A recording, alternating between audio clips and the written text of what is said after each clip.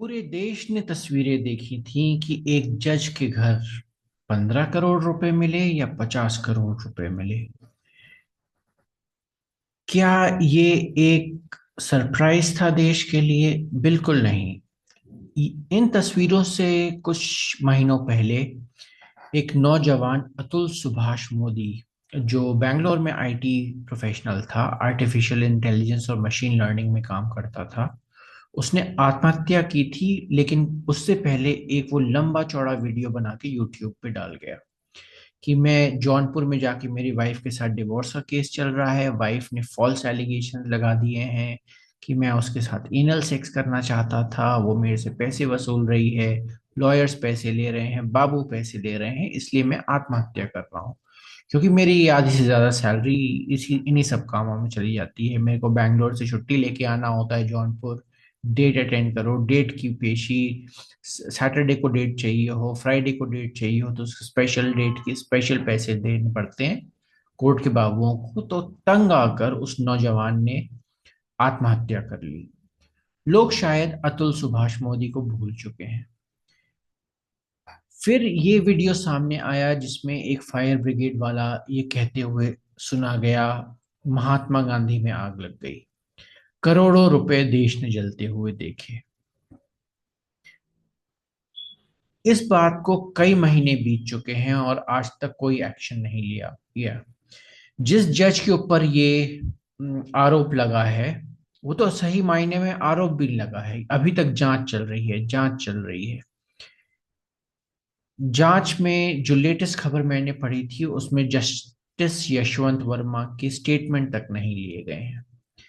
इसको ठंडे बस्ते में डाल दिया जाएगा। कुछ सालों बाद जस्टिस यशवंत वर्मा रिटायर हो जाएंगे और लोग भूल भी चुके हैं अभी कि जस्टिस यशवंत वर्मा कौन है।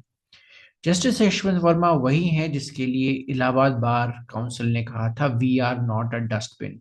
इलाहाबाद डस्टबिन नहीं है। शायद इलाहाबाद बार काउंसिल को अब कोई परेशानी नहीं है कि जस्टिस यशवंत वर्मा वहां पे कई महीनों से हैं। जस्टिस यशवंत वर्मा को भारत के करदाताओं की ओर से लाखों रुपए सैलरी मिलती है। उनको बेनिफिट्स मिलते हैं, कार मिलती है, बंगला मिलता है, नौकर चाकर मिलते हैं, और वो सब इंजॉय कर रहे हैं। तो दुखी होने वाली क्या बात है? जहां करोड़ों रुपए बर्बाद होते हैं, इस देश में करोड़ों का भ्रष्टाचार होता है, कुछ लाख रुपए, हम कहें 2-4 लाख रुपए हर महीने किसी जज के ऊपर भी खर्च हो रहे हैं, तो कौन सी बड़ी बात हो गई?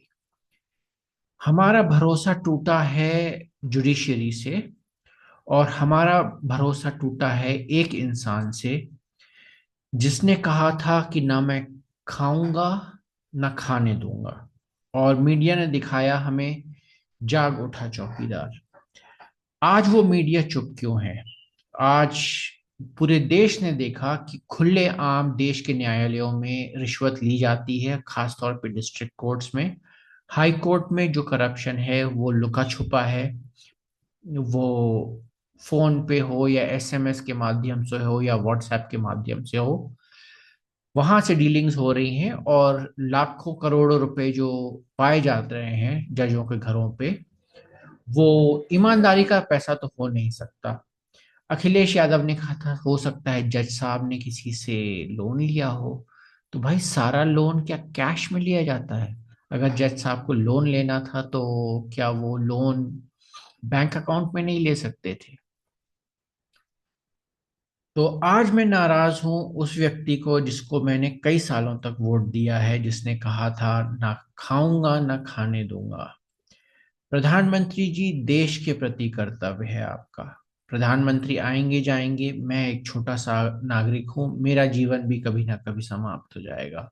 भगवान ना करे आपका समाप्त हो, लेकिन ये कड़वा सच है कि जो आया है वो जाएगा, हम भी चले जाएंगे। लेकिन हमारे जाने के बाद भी ये देश होगा। और क्या ये देश चीन जितना पावरफुल देश होगा, चीन जितनी बड़ी शक्ति होगा, या हमें चीन की हर बात माननी पड़ेगी? क्या हमें तब भी रशिया से हथियार खरीदने पड़ेंगे? क्या तब क्या हमें 25 साल बाद या 50 साल बाद भी अमेरिका के सामने झुकना पड़ेगा कि कहीं हम पे कोई टैरिफ ना लगा दिए जाए? खैर, 50 साल बाद तो मैं रहूंगा नहीं ये देखने के लिए कि भारत देश का क्या हुआ।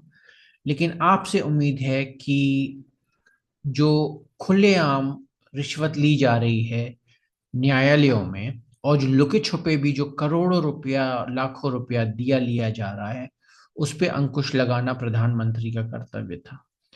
प्रधानमंत्री मौन क्यों है? प्रधानमंत्री को बोलना चाहिए था। और क्या प्रधानमंत्री झुक गए ब्लैकमेल के आगे? न्यूक्लियर ब्लैकमेल तो हम पाकिस्तान का नहीं सहते, तो कांग्रेस का ब्लैकमेल क्यों सह लिया गया? रॉबर्ट वाड्रा पे इतने सारे आरोप लगे थे, उसे जेल क्यों नहीं भेजा गया? रॉबर्ट वाड्रा को जेल भेजना चाहिए था, चाहे जो हो जाए। कांग्रेस वाले क्या करेंगे? गुंडागर्दी करेंगे, उससे ज्यादा तो वो कुछ कर नहीं सकते। लॉ एंड ऑर्डर सिचुएशन बनेगी भाई, कर्फ्यू लगा देते, लॉ एंड ऑर्डर सिचुएशन बनती। रॉबर्ट वाड्रा आज तक जेल नहीं गया। क्या ये न्यायाधीश रिटायर होते समय तक सैलरी पाएंगे भारत के करदाताओं के पैसे से? क्या ये न्यायाधीश रिटायर हो जाएंगे, उसके बाद इनको रिटायरमेंट बेनिफिट्स मिलेंगे? प्रधानमंत्री जी, आप पे भरोसा किया था, आपने भरोसा तोड़ा है। प्राण जाए पर वचन न जाए, ना खाऊंगा ना खाने दूंगा।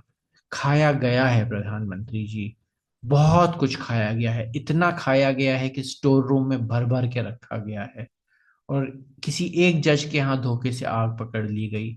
ऐसे ना जाने कितने जजों ने कितने बोरे भर भर के पैसे लिए हैं इस देश में। और हम कहते हैं विश्व गुरु है, ये भगवान राम का देश है। तो भगवान राम की इज्जत कहाँ रह जाएगी जब ये ऐसी तस्वीरें रोज रोज दुनिया देखेगी? कभी ना कभी तो सच निकल के सामने आएगा ही आएगा। पार्लियामेंट ने इम्पीचमेंट प्रोसीडिंग स्टार्ट की, क्या हुआ इम्पीचमेंट प्रोसीडिंग्स का? कई महीने बीत गए, आज तक ये इम्पीचमेंट प्रोसीडिंग समाप्त क्यों नहीं हुई? प्रधानमंत्री मौन क्यों है? प्रधानमंत्री को बोलना होगा। यदि आपने कहा था कि ना मैं खाऊंगा ना खाने दूंगा, तो ये कैसे खाया गया? ये प्रधानमंत्री की जिम्मेदारी है। सो आई होप मेरी आवाज प्रधानमंत्री जी तक पहुंचेगी, और ये जो खुलेआम भ्रष्टाचार चल रहा है भारत के न्यायालयों में, ये समाप्त होगा। Hope you like this video. जय हिंद।